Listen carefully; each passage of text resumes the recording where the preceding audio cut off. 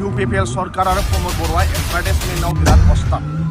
आं बुंबाय अबा सोरबा जुदि साबुन कम्पानि सोरबा सेन्डेल कम्पानि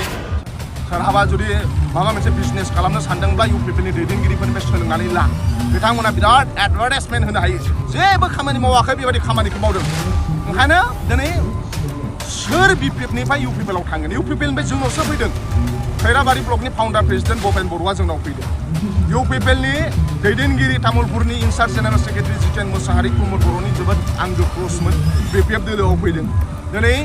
दाखालि बावैसो सालबारिनि कनक डक्टर सिलाराय बसुमतारी आदा हानिफ आली बिथांमोना UPPL नि सेन्ट्रेलनि दैदेनगिरि बिथांमोना जोंनाव फैदों दा ओंखायनो बिथांमोना बक्तिथों नाथाय BPF दोलोआव हाबनो थाखाय UPPL निफ्राय जोंनाव ट्रेफिक जाम जानानै दं हाग्रामा सारा सम होनो हायाखै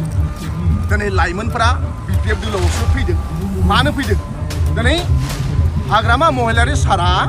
गावनि थाखाय जुजियाखै जोंनि थाखाय जुजिदों बिथाङा बुंदों प्रमोद बर' हाटाव BTC बासाव दिनै हाग्रामा महिलारि सारा दुखु मोनदों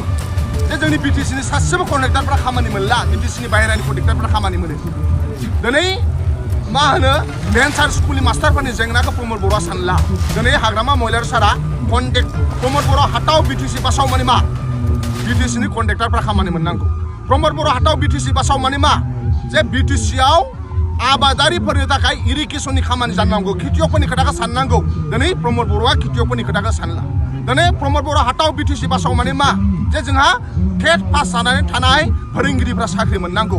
दिनै प्रमोद बर' हाटाव BTC बासाव माने मा जे BTC आव थानाय साफ्रोमबो लाइमोनफ्रा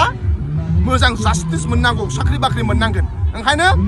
प्रमोद बर' हाटाव BTC बासावनि मिनिङानो जाहैबाय BTC नि कन्ट्रेक्टरफ्रा खामानि मोननांगोन BTC नि फोरोंगिरिफोरनि जेंनाया जोबनो नांगोन BTC नि आबादारिफोरनि जेंनाया जोबनांगोन BTC नि फरायसाफोरनि जेंनाया जोबनांगोन BTC नि मोनफ्रोमबो जेंनाया जोबनो नांगोन ओंखायनो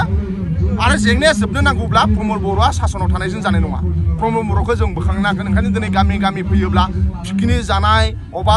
साहा दखान अबा लामा बास जेरावबो सोलिगासिनो दङ प्रमोद बर' हाटाव BTC बासाव नेक्स्टआव हाग्रामायाव सारा फैफिनगोन ओंखायनो दिनै सेंग्रा सिख्ला कलेज इउनिभारसिटियाव फरायनाय लोब हाबदों दिनै मानो बिनि इसाराया मा बिनि इसाराया बेनो जे हाग्रामा महिलारि सारा गुबुननि खोथाखौ सानो